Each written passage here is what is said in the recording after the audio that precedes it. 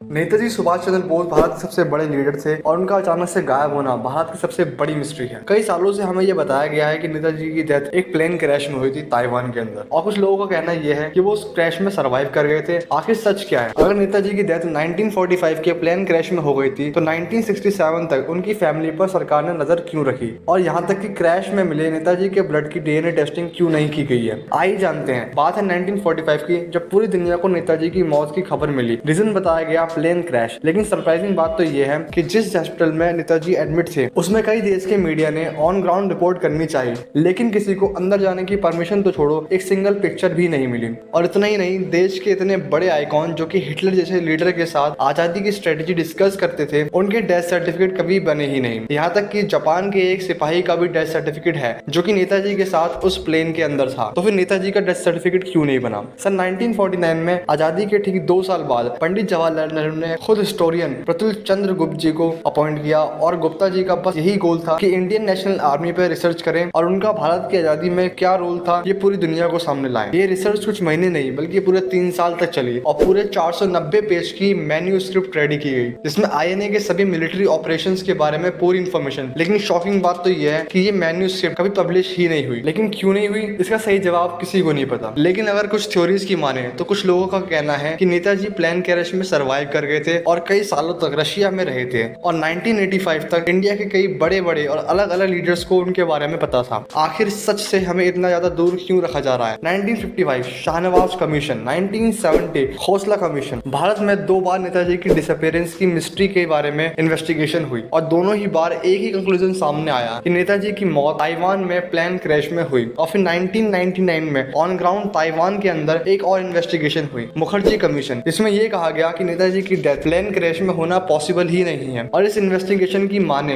तो ताइवान के अंदर 1945 में कोई प्लेन क्रैश के रिकॉर्ड मौजूद ही नहीं है। प्लेन क्रैश में नेताजी की मौत के बाद उनकी एशेस को ताइवान के रैंकोजी टेम्पल में रख दिया गया था। तो क्यों ना डीएनए टेस्ट से यह पता लगाया जाए कि प्लेन क्रैश में जो मारे गए थे वो नेताजी थे या फिर कोई और कुछ लोग का यह भी कहना है कि नेताजी वापस इंडिया आ गए थे और सीक्रेटली यहाँ पर रह रहे थे। सिर्फ यही नहीं, ऐसी और भी कई थ्योरीज हैं जो कि ये कहती हैं कि नेताजी की जान बचाने के लिए ही उनकी मौत का नाटक करना पड़ा। लेकिन क्यों? आखिर नेताजी को किससे खतरा था? कौन थे उनके दुश्मन? दरअसल नेताजी थे तो कांग्रेस के साथ, लेकिन उनके विचार गांधी जी के विचारों से काफी अलग थे। इसलिए उन्होंने ब्रिटिशर्स को देश से भगाने के लिए हिटलर और जापान जैसी पावर्स के साथ एक फौज को तैयार किया, जिससे ब्रिटिशर्स उनसे डर गए थे और भारत छोड़ने को भी तैयार हो गए थे, जिससे भारत वासियों में नेताजी का दर्जा बढ़ने लगा था और हो सकता था कि नेताजी हमारे पहले प्राइम मिनिस्टर भी होते। और इन्हीं सब कारणों की वजह से नेताजी ने देश के अंदर और बाहर अपने दुश्मन बना लिए और इन्हीं की वजह से उनकी जान को खतरा था। और नेताजी की डेथ मिस्ट्री के बारे में आपका क्या कहना है, और आपको क्या लगता है अगर नेताजी जिंदा होते और हमारे देश के प्रधानमंत्री बनते तो हमारे देश की क्या कंडीशन होती? कमेंट करके जरूर बताएं। और अगर आपको इस वीडियो से कुछ भी नया सीखने को मिला हो तो इस वीडियो को लाइक कर दीजिए और चैनल को सब्सक्राइब कर दीजिए और इस वीडियो को अपने दोस्तों में शेयर कर दीजिए। मिलते हैं नई वीडियो में, तब तक के लिए बाय।